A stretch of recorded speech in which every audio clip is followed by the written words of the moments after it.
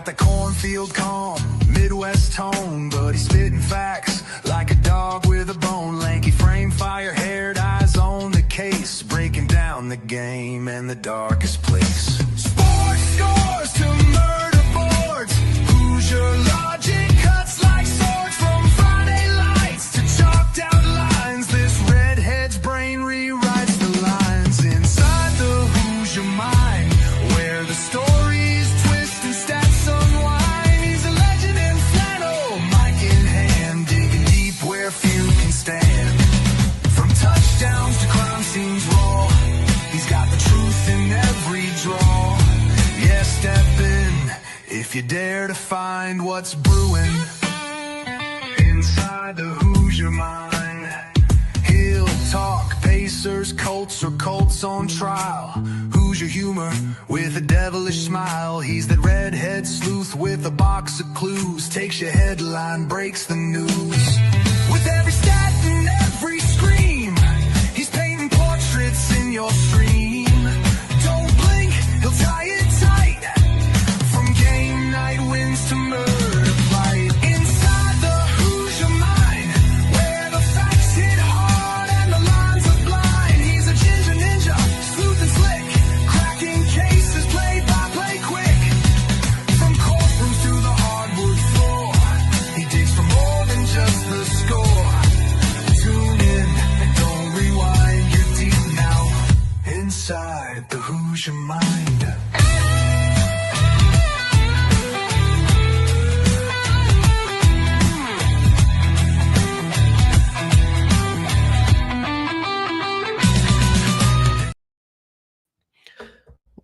All right, what's up, everyone? Welcome into Inside the Hoosier Mind, brought to you by Military Broadcast Radio, helping give veterans a voice, and by Gunfighter Beard Company. He's a Marine out of South Carolina who gets all of his product ingredients, all of that local here in the U.S. He ships here in the U.S., has absolutely great stuff, and I love his product. We're back. I was gone last week because I was actually fortunate enough to have dinner with Joel, who is the owner and helps run MBR. So I got to have him, I got to meet him for dinner and got to actually meet him in person. And so now we're back. And so we have a little bit of a short show tonight because we do have some stuff to talk about, but I also wanted to let y'all know some news as far as my show, me, everything like that encompasses it. So we do have a little bit of some stuff that's going to be planned for the summer and this off season. So starting on June 2nd, so in about 2 weeks, I'm going to do a show every Tuesday, just like I do now. And it's going to be a college football for dummies. So essentially, if you have anybody in your family, if you know anybody, or if you're new to the show and you're like, I want to know more about college football. I just want to know more about football in general because your family, your loved one, whoever is obsessed with it, and you just want to learn the basics so that way you can at least know what in the world you're talking about. That's what I'm going to build it for, because I'll be honest, I had to learn a lot over the years. And it was like, man, I really wish I had somebody to kind of break it down and really teach me it. So I was like, you know what? Why don't I just do this like kind of a mini series? I'm going to do a full actual episode on it. And then if you're more of a, I don't really want to listen to this guy talk for the entire time, I only want to listen to him for like 30 seconds to a minute, I'm going to do a whole bunch of short TikTok clips and YouTube reels and whatnot to hopefully make it a little bit easier and a little bit smoother to digest. But then I'll go in more in depth here on the actual episodes. Hopefully this week, I'll also be doing a breakdown interview with Mike, the Shy Kid. If you're new to the show, Mike is somebody who does this show with me quite a bit, and he wants to be able to tell his story about what got him into social media, what got him into deciding to talk about sports, all of that. So we're going to talk to him potentially this week and break that down with him.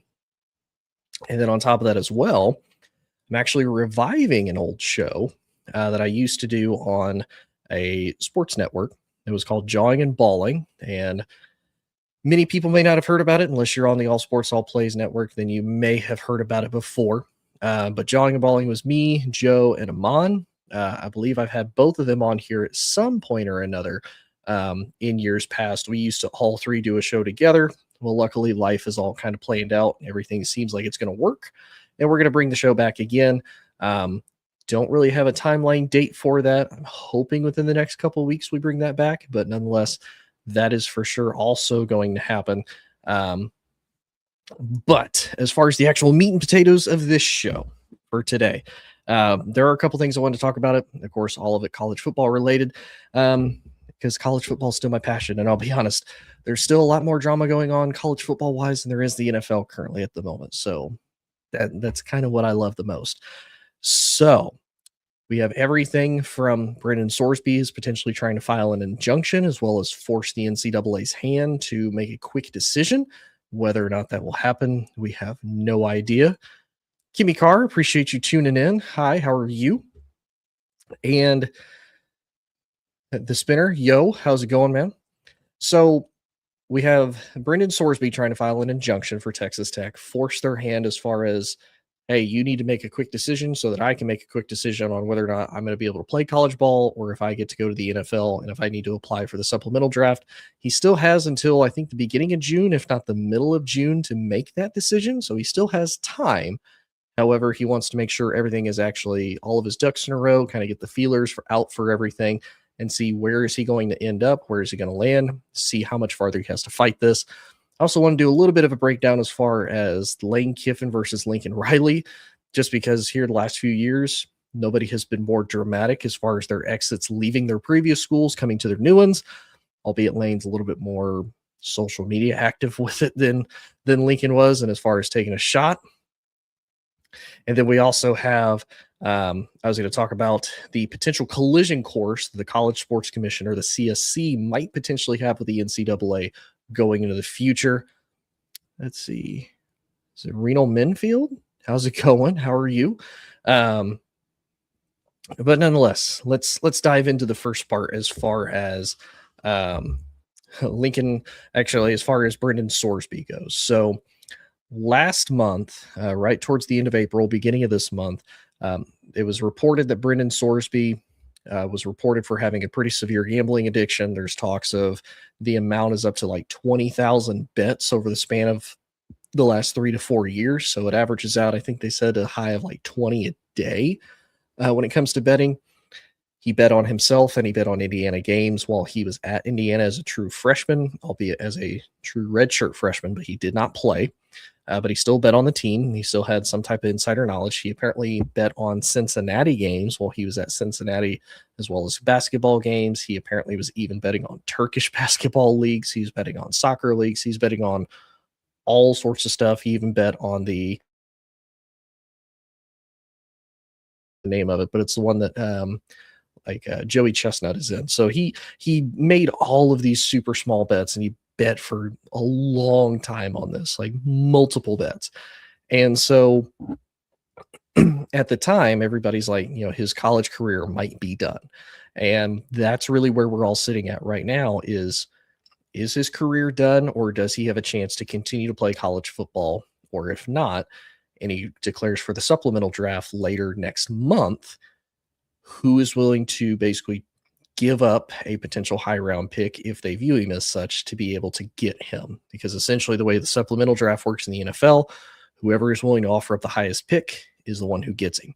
So we'll kind of see. And it would be interesting too, because then he's missed some of the rookie mini camps. He's missed some of the spring training.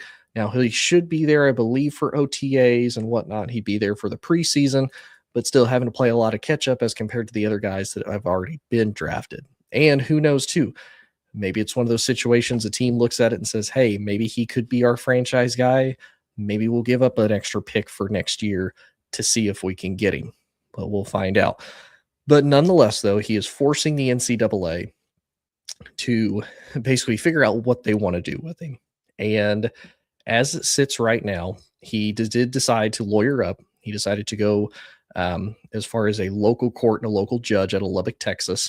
And supposedly the judge that's going to be overseeing it, graduated from Texas Tech, is a huge Texas Tech fan, is a huge Texas Tech alumni. He donates all of it. So there's a lot of speculation of, will the ruling truly be fair or not? And for some college football fans, they like this and they don't like this. And one of the things that Brendan Sorsby actually put out, he did apparently offer the NCAA basically a deal. He admitted that he did the gambling and the betting on games when he was at Indiana and Cincinnati. He admitted to doing that. And basically he offered to the NCAA of, look, don't suspend me for the entire season, but I am willing to offer a 2-game suspension as punishment on top of the fact that I checked myself into a rehab facility. So obviously I'm doing something on my own accord to try to rectify and take accountability for having done this, to which the NCAA has rejected it. Now he's hoping that if he goes in front of this judge, that he's going to get an injunction filed, that he'll be able to work with that, he'll be able to roll with it, and then that he might be able to play.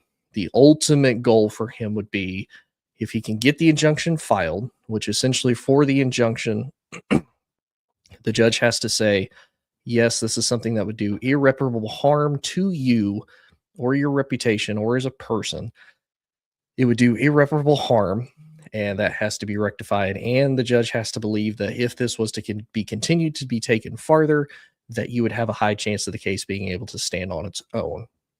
Part of Sorsby's argument is that essentially because of all of the advertisement and all of the endorsements that come with college football, especially in the sports gambling side, that him having this mental illness of this addiction and them endorsing that and showing it isn't truly fair to him on his side. And to an extent, I do agree with him. However, you're still wrong, and it's still really hard to make that true argument for you on whether or not you should still play, because you did break the rules. I don't care if you were a true freshman, true redshirt freshman or not. You were on the team. You had better inside knowledge than anybody else as far as they wanted to make their bets. And then same for Cincinnati. Now, one approach that was actually pretty interesting was former Ohio State coach Urban Meyer has stated several times on his podcast that he does the Triple X show or Triple Option show that whoever did this is an idiot as far as allowing them to ever do any type of sports betting whatsoever. And he's not necessarily wrong, because you can't give these kids millions of dollars and you can't basically give them like all of this freedom, because you think about it, they're multimillionaires as kids. They're 18, 19, 20 years old. They're now getting millions of dollars, if not at minimum thousands of dollars that they've probably never seen before, that their family has never seen before. And they have doors that are available and open to them that has never been before. And you're telling them, hey, you can go buy these sports cars. You can go buy your family a nice house. You can buy a nice house. You could be in these commercials. You can do this. You can do that. You can do all these things to set yourself up for the long term. Now you can bet, but you can only bet on like fencing, horseback racing. I think UFC might be one of the bigger ones that they can bet on. But you can't bet on football games. You can't bet on basketball games, professional or collegiate. The same thing. You can't do it for baseball. You can't do it for basketball.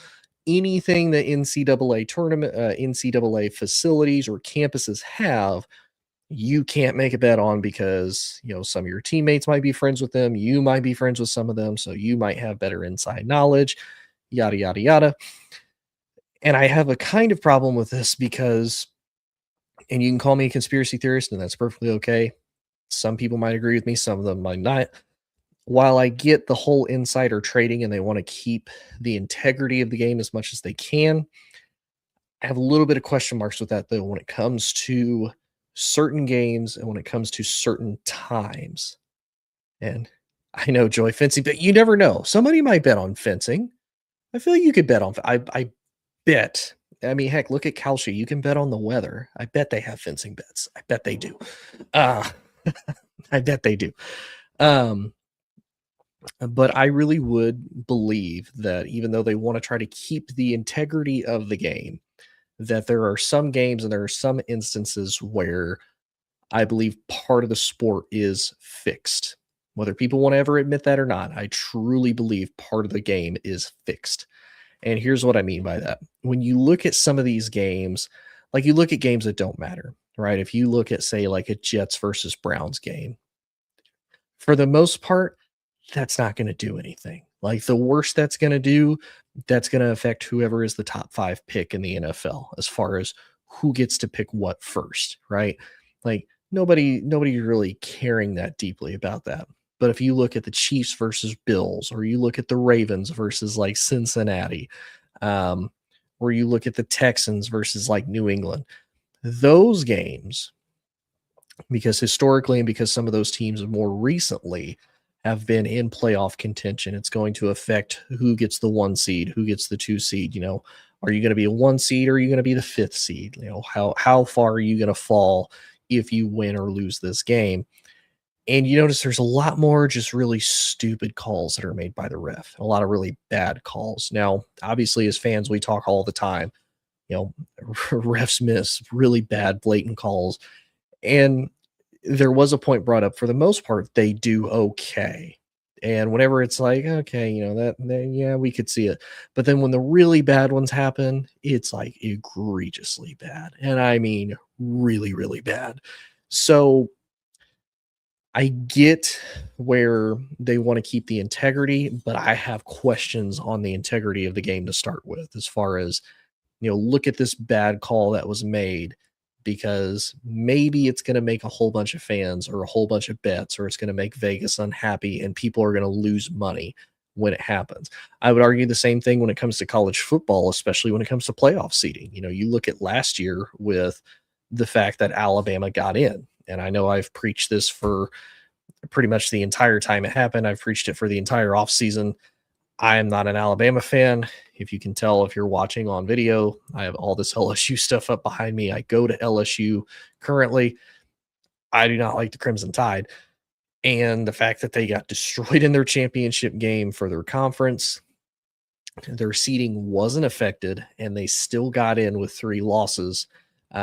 And whether you want to make the argument of, oh, well, you're from Indiana, you just won Notre Dame. No, you can make the argument that Notre Dame deserved to be in. You can make the argument that BYU deserved to be in. You could probably even make the argument that BYU deserved to be in over Notre Dame, because BYU just lost to the same team twice, and they were the 4 seed. Like, there's a whole lot of arguments you could make with that. But the fact that they put Alabama in, because Alabama historically, and especially within the last 20 years, more of a better draw as far as more viewers, more people have watched Alabama be dominant. And let's be realistic, love or hate Alabama, people want to watch them, whether they want to watch them win or whether they just want to watch Alabama lose. They want to see Alabama in the playoffs more than they probably do Notre Dame. So as a result of that, I truly think that they fix and they manipulate things to be able to make that happen. So for Sorsby to do this, and for Sorsby to be a player on a team, now albeit it was Indiana at the time, pre-Coach Signetti, so it's not like Indiana was exactly turning heads. It's not like they were winning games that they weren't supposed to win. They were losing, and they were losing games that they were supposed to lose. The fact that he did it doesn't really end things for me. However, you still did break the rules. Now, I do agree with, it's everywhere. It's plastered right in front of you. They have it everywhere. They talk about it. It's endorsed. Like, it's one of those things. It was bound to happen. Now, I think for Sorsby, you could potentially make the argument of, I'm not the first case to do this, because there have been several cases of it happening. I'm just one of the first major cases. 1, because I'm a quarterback.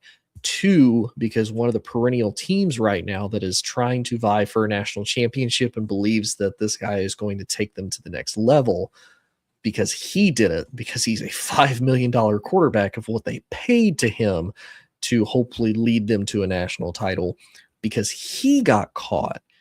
Now is that potential going to be we're going to make an example out of you, and we're gonna roll with that. If that's the case, then that is wrong, because I get it. But while some of the rules are clear, some of them aren't. In all honesty, it depends too, because does the NCAA want to deal with the court battle and the long legal process? And depending on how this goes with the local judge, who is a Texas Tech fan, Texas Tech alumni, maybe that sees maybe that dictates how far does this get kicked down the road. And again, does he continue to try to file injunctions to be able to still play this college football season? We'll see.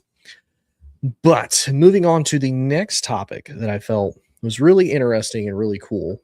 And hopefully, whenever Drawing and Balling gets started back up with Joe and Amon, we'll actually dive into this a little bit deeper.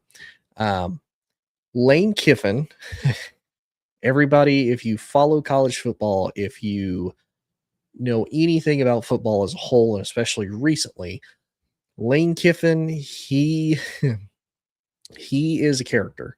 And he does things Lane's way. He is very, very social media active. And obviously, he's been in the press most recently because of his vanity interview with, his supposed recruiting struggles at Ole Miss. Whether or not those are true, I don't know. I'm not going to sit here and say that they're not.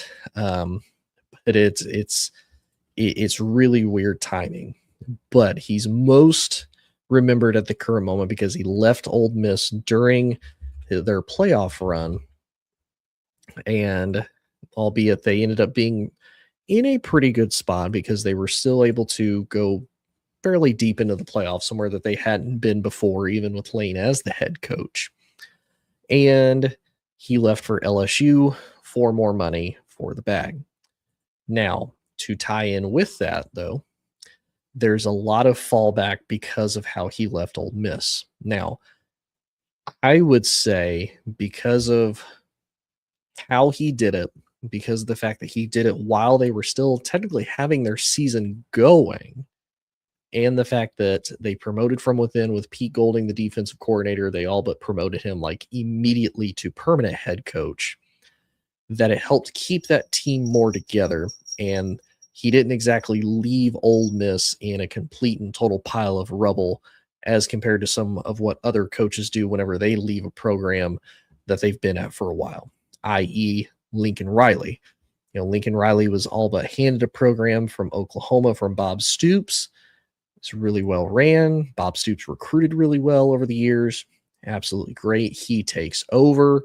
He wins 4 Big 12 championships as the head coach of Oklahoma, but then bolts from Oklahoma to become the head coach of the USC, takes a good chunk of the roster with him, and just absolutely decimates Oklahoma's roster when he does that and he makes the move. And there is a lot of blowback from that as a result.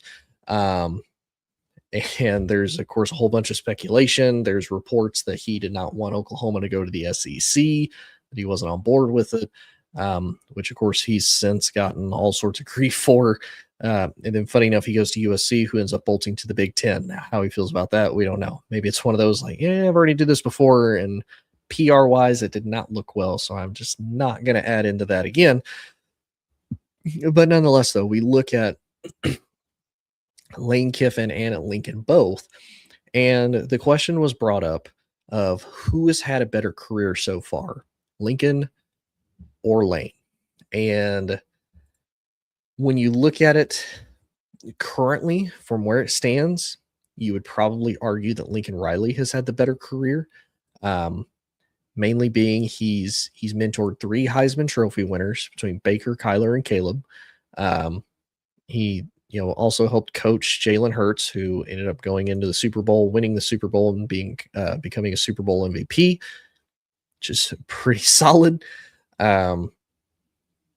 He's 90-28 as a head coach in college football. Now he's 3-5 in bowl games, which again, unless it's in the playoffs, bowl games really don't matter. Now, when it comes to the playoffs, when he's gotten in, he's 0-3. So he has not won a playoff game whenever he's entered in.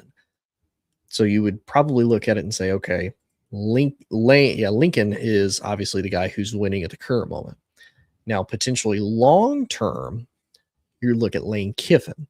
Now, I know I might have a little bit of bias because of the flag and the helmets behind me and whatnot, but Lane is 116-53 in college. He's 5-15 in the NFL if you want to count the time that he spent with the Oakland Raiders, and he's 4-4 in bowl games and he has technically not made the playoffs with any of his teams as he's been in college football.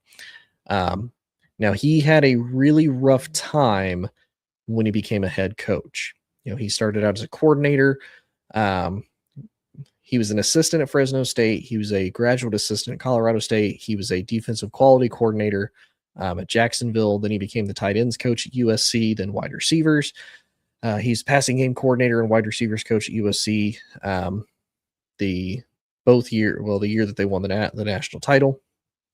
And then he was their offensive coordinator / wide receivers coach at USC from 05 to 06. Leaves for Oakland to become the head coach.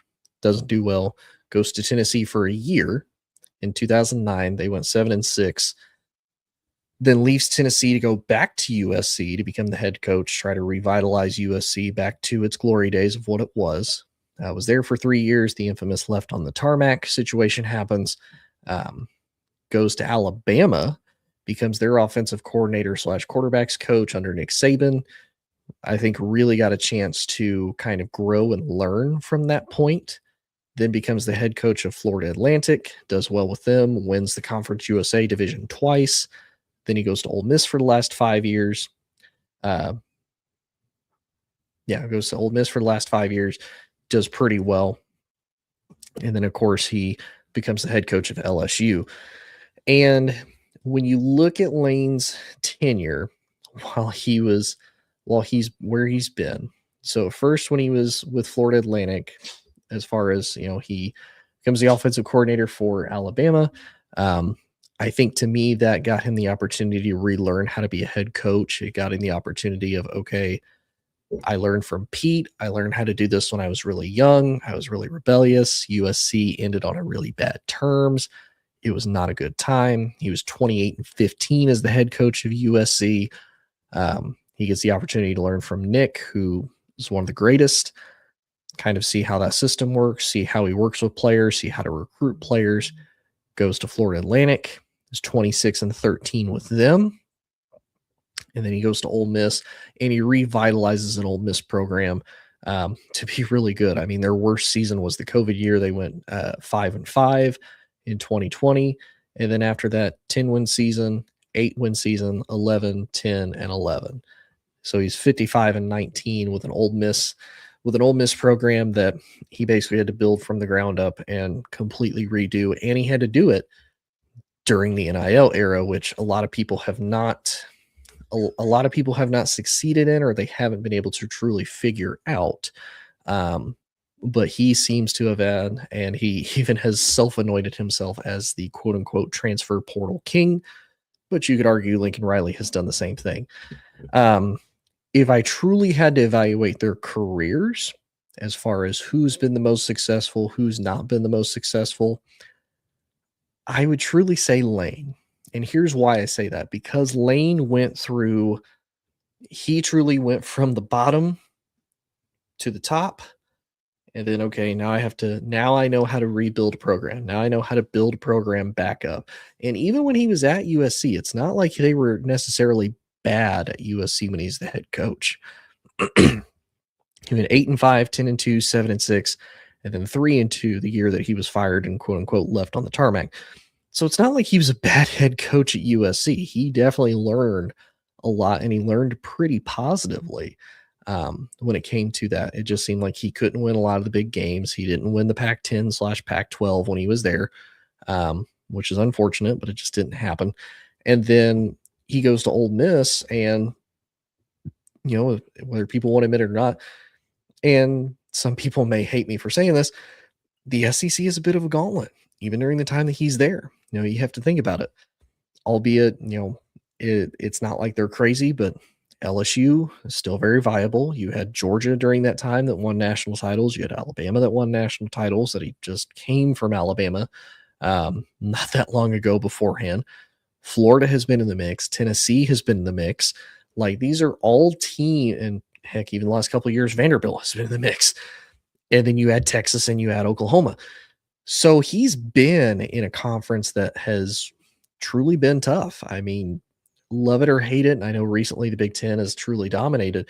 But even before that, like, this is an SEC that you're at minimum getting a lot of top 10, a lot of top 15 teams that you're having to face constantly. And as Ole Miss, it's like, let's see what you got. And he worked really well with it, and he did really well with it.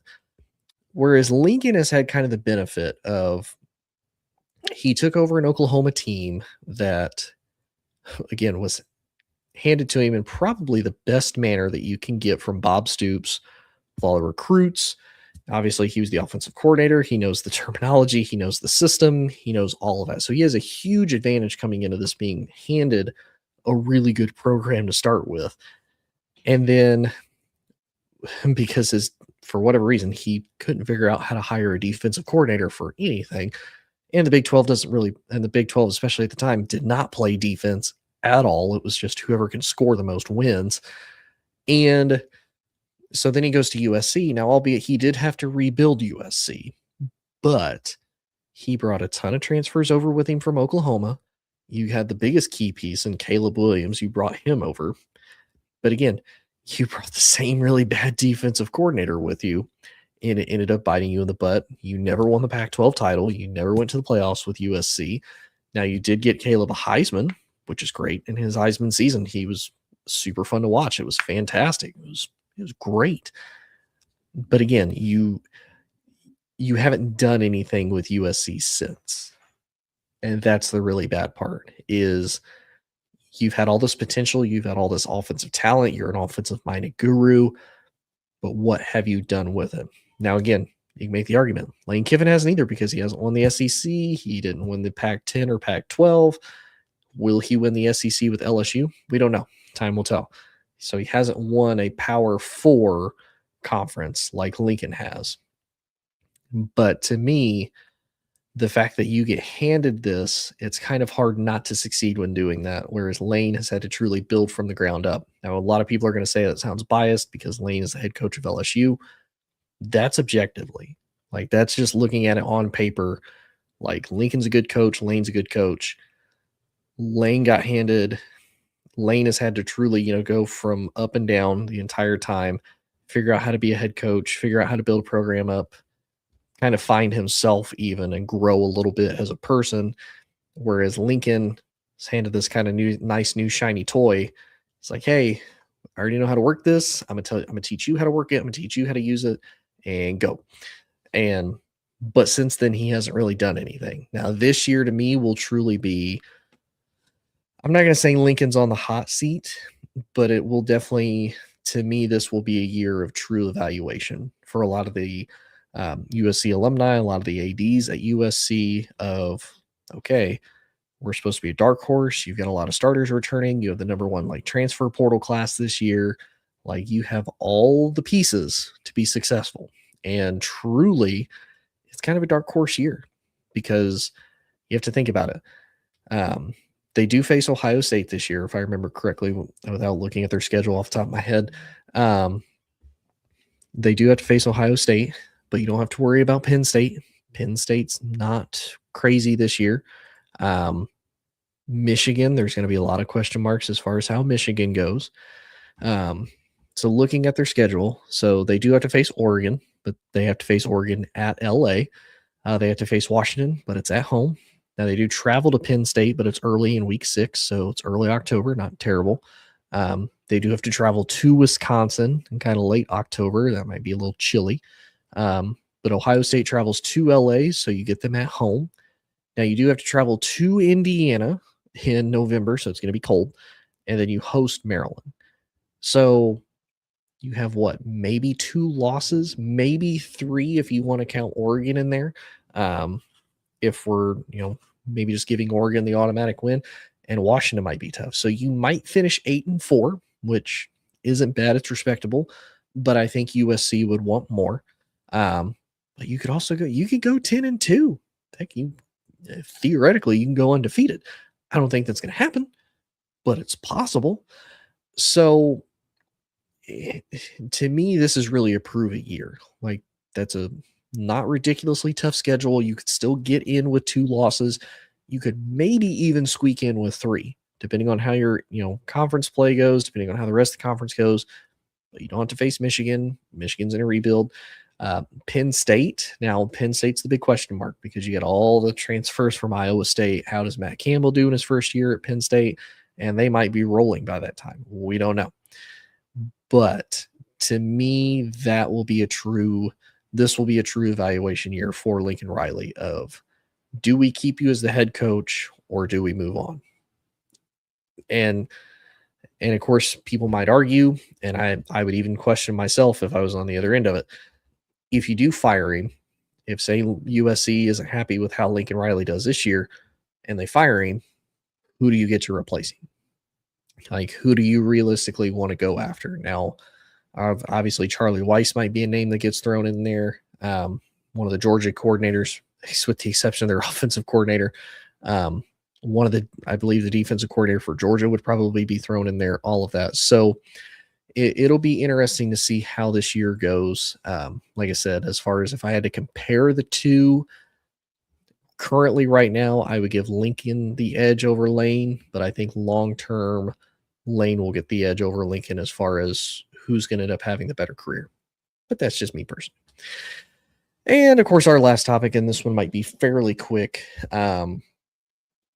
It was recently decided by the College Sports Commission, or the CSC, that was created as a result of the House versus NCAA 2020 class action lawsuit that resulted in a $2.75 billion settlement in June.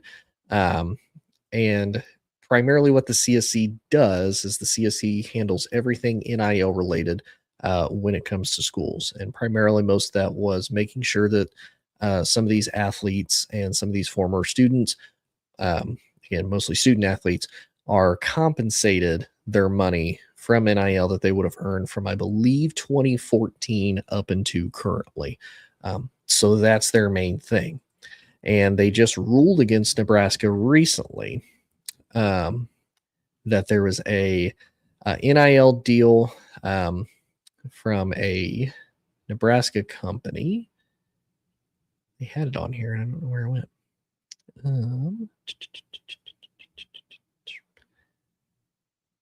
Where did it go?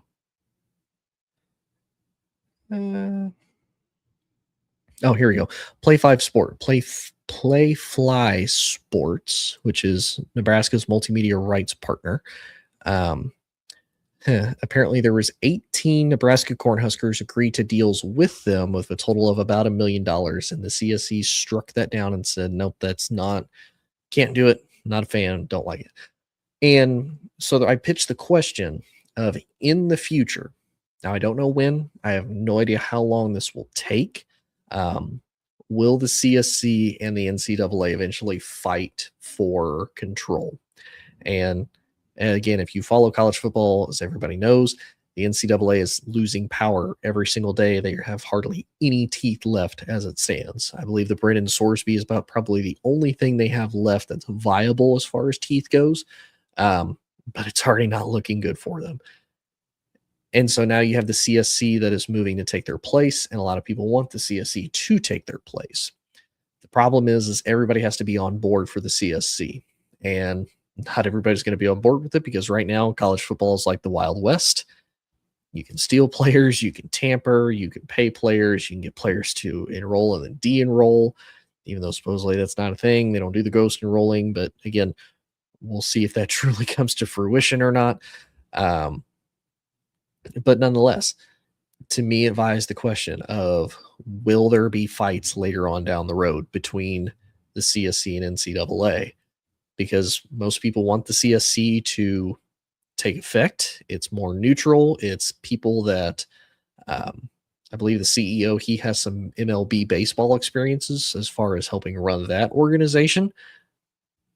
But there's no ties to like being a former athletic director, being a former president of college football or college athletics or anything like that. There's no ties to it. So it's almost more of a neutral base. Whereas with the NCAA, it's made up of a lot of those guys. So there's, hit and miss back and forth as far as, is there biases? Is there not biases?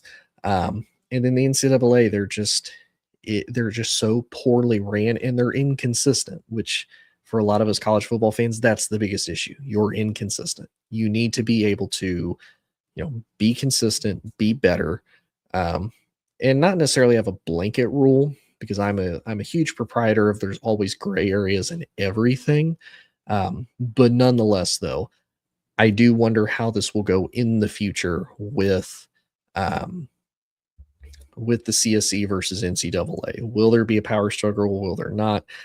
I think there will, but I think it will be a very short-lived power struggle, to say the least. But nonetheless, though, I hope everybody enjoyed. I know this is a bit of a short episode. We are in the off season, unfortunately, so it's a little bit of a slow time. But like I said, if you did not catch it at the beginning of the episode, I'll say it again this time. Do have some big things coming. So starting June 2nd, that's a Tuesday, I'm going to start my 10-part series as far as college football for dummies. So if you know anybody who you think wants to learn about college football, or if you yourself want to learn more about college football, I'm going to have some short videos up that hopefully does it in like 60 seconds, gives you a quick little rundown so you can learn it on the go. And then I'll have more episodes that break everything down a little bit more as far as positions, how things work, where people go, et cetera, et cetera.